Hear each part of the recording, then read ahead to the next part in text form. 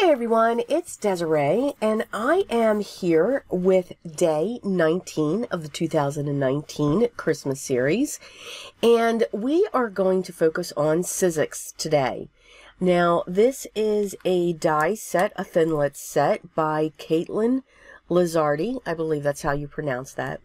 And I just found this in my stash, and I thought it was really interesting. So this is the new flip and fold technology. So you get this awesome 3D effect just by simply folding your cardstock after you die cut. So to save some time, I've die cut all of my pieces and I have them in my little cup so I don't lose them. So what I'm going to work on first is I have my satin gold panel, and I've cut out the center so that I still have a piece of it. That's going to be my frame, which is cut to 4 1/4 by 5 1/2. And then I took a piece of ivory cardstock and cut that to 4 by 5 1/4. And I'm going to set that down onto my mirror cardstock. Or I guess I should say my satin cardstock. Okay. I want to get all of this ready before I start putting my pieces on, because once they're on, I mean, there's a lot of 3D effect going on, so I don't want that to flatten. Now, what I'm also going to do is use my double-sided foam tape. Now, this is foam tape that I get from Uline, ULINE.com. It's a wonderful double-sided foam tape, but it is difficult to remove the release paper. It is at a great price point, but again, it's very strong. That's why I do like it. And I just use a craft pick to help remove the release paper, but it is unforgiving to the point where when it touches paper, it will tear that paper. So this is super, super strong. I don't think anything will release it, but it's wonderful. So I just have that, and here I am. This is how I come in with the craft pick. I just push down a corner of the foam so that I can get a hold of that release paper and just pull that away from the double-sided foam. Now, I'm using a standard A2 size card base, which is 4 1/4 by 5 1/2, and this one will be a side folding card. So I'm just going to line that up onto the side and carefully lay that down, and keeping fingers crossed and body that I have landed straight onto my card base. And if I don't, it's okay. We let it go and we keep going. There's always ways to fix things. So these are the pieces. So there's presents, there's a star, the tree. Those are the 3D elements. So you can see each of the elements has a base, and then you have these pieces that are on top, and those are the ones that you cut 2 of. Only 1 of the base, but 2 of the top pieces. So I'm just going to speed this up just a little bit more. There I am. I'm showing the bases, and each piece, the secondary piece, has a score line. You're going to fold it. You're going to fold one towards each other, and then you'll fold the other one away from the center. So you're going to do 2 different folds so that the 3D effect part is in the center. And then the solid side of the die that you've cut is flat onto the base. I hope that makes sense. But that's what that piece looks like. You'll see it as I put this together. So I'm going to put glue, and as I was doing this, I found an easier way to put these together. Just saying. So instead of, for this one, I'm placing 1 at a time. So I'm using just a little bit of glue, and then I'm going to set them both down onto the base, and I'm going to pinch them together so that they're even and that they're straight on that base piece. Now, I did choose ivory because my background was ivory, so that should be able to melt into the background. But you can see this wonderful 3D dimension that you get. I just thought it was really interesting and a lot of fun. So that's how you put together the presents. Now here comes the tree. The same thing. If you have the score, you're going to fold one side into the score line, and then you're going to fold the other one away from the score line. So it's opposite of how you folded it before. Now, yes, we do have, when it comes to our cutting plates, you know, we get those marks and everything else. So you just want to make sure that you put like a piece of paper down so that you don't get too many of those marks. But trust me, even if you did, they're they're not noticeable. They don't, you know, stand out. You just know they're there. So by pinching these two sections together, I'm able to put glue down all over the base, and then I'll grab the platform, and then I'm going to just set, while pinching both of these together, I'm just going to set them right down onto that base. And again, still pinching the centers so that they're touching just a little bit. And then you can just fold out and fan out those center pieces. You really do see it a lot when it comes to the tray. But you can see that dimension, and it's just absolutely, it's very unique. It's really cool. So the star, the same thing. Fold towards the inside, then fold towards the outside again, and then you will just glue those down. Now I chose to use a piece of cardstock for the center of the star, and then a piece of the same gold mirror cardstock that I used for my border as its base. What's great is you can also decorate your tree, which we will get into, and it also comes with a sentiment. And we will get that layered up. So tweezers are definitely your friend. They can, when the pieces are this small, they can help hold those two sections together so that they can be placed up onto the base at which you're securing all of these items are. I do, and I would suggest a liquid glue that is fast. It, you know, grab. It's got a quick grab to it. Because these are fiddly. But I did have a lot of fun. I really love that star. I think it's really pretty. And again, great dimension that just keeps coming out. So for the sentiment, I chose red and then a black background just to make it stand out. And then, again, I'm showing everything in this video. Now I'm just going to speed it up a little bit more, and I'm going to start layering. So I'm using fine glue dots, as fine as I can get them, I guess, to layer. And I chose 3 pieces of cardstock. And then when it comes to the black piece, we're just going to offset that so that there's a shadow that is coming from the background. I'm going to make sure they're all even and in place. And then I'll do the same thing. I'll add some little glue dots here and there, and then I will set the shadow to the back of that sentiment.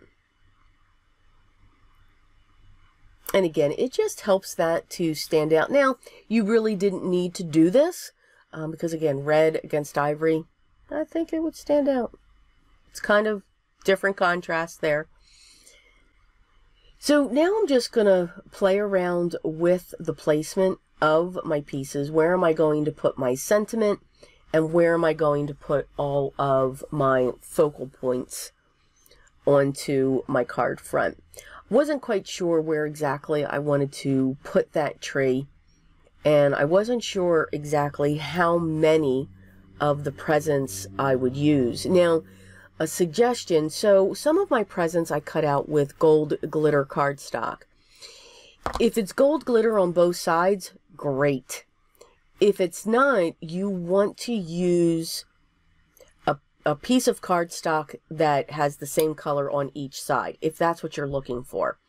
By using the glitter cardstock, which I chose not to use, I had this white background. And again, it's 3D. You would see the underside of the present. Now you could bend it a certain way if you want and have the white and the gold. I just chose then to set those aside and to use the color cardstock just to make sure that I had all of the same color. And you can see by pinching them together, you can just see how that's going to look, and it's a lot easier to set them up onto the bases. Once they're dry, that's when you can start, you know, fiddling with them, you know, bending the cardstock and having it fold and fan the way that you would want it to. I was really, you know, again, as I was going through my stash and just, you know, figuring out what projects I wanted to do for my series for 2019, there was just some really interesting things that I found, and this was one. This is one of those ones that was, you know, kind of up in the air because there were so many. You know, we have this huge stash that we have, so we all could probably do a Christmas series that could be for 365 days. You know, let's face it. But when I saw this, and again, I've never really done, excuse me, anything like this, I figured it was something that would be different. Excuse me. And that you guys would enjoy. I do like to try new things, especially in the die cutting world. I'm sorry, I have a wonderful tickle in my throat here. Okay, there we go. That might work. Maybe. So when it comes to the die cutting, dies have really grown. You know, we still have those big blocks, the bigs blocks by Sizzix, and I love those because you can cut many pieces of cardstock or chipboard at once to get your image. So it makes things go quicker. They have, when it comes to Sizzix, they have a lot of interactive pieces. You know, they have the pillow box, they have the sliders, they have the gift card holders. They're even getting into some journals and, you know, pages for those journals and books. So it's really interesting how the dies just keep growing. It's not just a flat image or a cutout after you've colored your piece, whether it was with colored pencils, alcohol markers, or watercolor. They really can stand on their own. So if you are someone that really doesn't like to get into the coloring or the stamping, but loves to make cards, this is another avenue. And this was great because I was able to dig into my stash of scrap pieces of cardstock because I can't throw anything away. So I was able to even use some of those smaller ones. One of the new things that I'm checking out is scrapbook.com has come out with a lot, with a vaster array of exclusive items that they have available. And one of them is a glitter pen. So I'm trying it out. I really like it. It's very comparable to all of the other ones that are out there. The Spectrum Noir is still my favorite, probably because I'm used to it. You know, we get used to some items, so we kind of stick with them. But it is at a very good price point, and as always, I will have it linked down below. So even in this die set, you get to cut out ornaments. So I cut out some ornaments from some cardstock and some glitter and mirror cardstock, again, from my scrap pile. So the first thing that I want to adhere is my star. I want to make sure, because again, the tree's kind of tall, I'm making this a landscape card. The star was just going to be at the top. So when you make this, the tree, and you adhere that star just onto the top, it's almost 4 1/4 inches. It's like maybe a 1/4 inch size, so maybe 4 inches. So just keep that in mind. So making a bigger card would be absolutely fine. So now I'm just going to go through the ornaments, and now I'm just going to have fun and put little drops of glue and set my ornaments in place. And there's bows, and there's round Christmas ornaments, and then there's also elongated Christmas ball ornaments, which is great. So I'm just having fun placing all of those around. You can even use the bow on top of your gift if you wanted to, you know, just fold it in half and glue it down in there as well. But I really wanted the 3D effect to shine through. I didn't want that to be lost with the with all of these embellishments that I'm adding. So you can have a lot of fun. Now, you don't have to use the ornaments to put on the tree, because the tree has its own cutouts as well, that actually, by using the different color base that the tree, the 3D part of the tree sits on, that actually will come shining through. And another reason why I chose a different color cardstock. I chose a darker green, so that would help stand out as well. So you can see I'm just going through and I'm looking at my colors and adding in those ornaments, making sure that they're all going in the right direction. Yeah, there were some that were upside down. So that is our tree. I think it looks, I'm just going to add a couple more just to fill that in.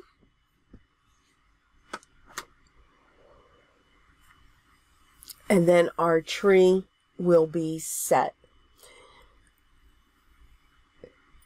So even with all of this die cut, I was able, I mean, it put a, okay, for me it was a small dent, a very small dent, but it is great for those scraps that we just keep hoarding. And I just think that is awesome. Now, you can flatten this out to put it in an envelope, but I would recommend that this is one of those cards that we hold and that we hand to our recipient. I don't know, I don't believe it would travel well in an envelope.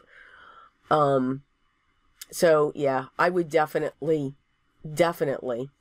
just put this, or just have it, you know, sitting on your desk as a decoration, or hand deliver it to that person.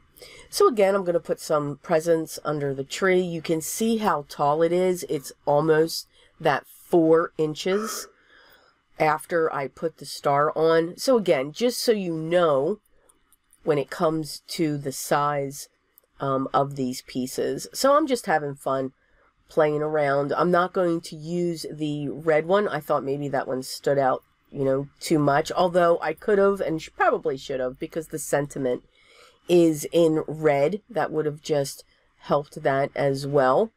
But to just have these set. Now, if you're all wondering, I do realize that I don't have the tree glued down yet. So that's okay. Once we get that present in there, then it just sticks right to the tree. And when that's about the time that I remember. So now I'm just going to glue down that tree, get that in place. And then continue setting in. Now, the dies, and there's even more to these dies. So there's also little holly leaves, which are great. They are absolutely adorable. And a red berry that goes. So you can either put 2 or 3, however you want to set up your holly leaves. I actually wanted to set some up in each of the top corners, and then I actually, for holiday, for the eye, I put a holly set there as well, just to accent, you know, to bring your eye to the sentiment as well. So now that I'm putting those final presents in line, we will work on the holly. Tweezers are your friend in this. And also if you have like a jewel picker, I like to use wax pencils. My wax pencils actually also do work to pick up cardstock pieces as well. So I'm just going through and making sure that everything's secured. I'm pushing down, and then I guess you could say I'm fluffing the cardstock to make sure that I have that 3D effect. And because of the whimsy feel that you have from that effect, I chose to set my sentiment on an angle on the card. Here I'm just, as we do with our sequins and our jewels, I'm just putting drops of glue, and I'm picking up those leaves, and then I'm putting a drop where they meet, and then setting one of the red berries. And again, these are all the dies that come in this die set. I keep saying it's a habit. So this set is actually called Christmas Tree Flip and Fold. But I just thought it was a lot of fun. If you are that die cutter, I think this is something to definitely have in your stash. And I believe there are others out there that are like this, meaning there's more in this collection that you can, look at. Now, I'll see again, I did pull this from my stash. If I'm able to link to this, I certainly will. I hope, again, when you pull from your stash, you don't know. But maybe if you do have this and you weren't quite sure with it, I'm giving you that little bit of inspiration. So this is our project for day 19 of our 2019 Christmas series. I do hope you enjoyed it. Please, if you haven't already, I'd love for you to subscribe, be a member here, make sure you ring the bell, and make sure you hit a thumbs up. By ringing the bell, you'll know when the next video is live in this series so that you can catch it. I hope everyone is enjoying the holiday season, and remember what's most important, always be creative.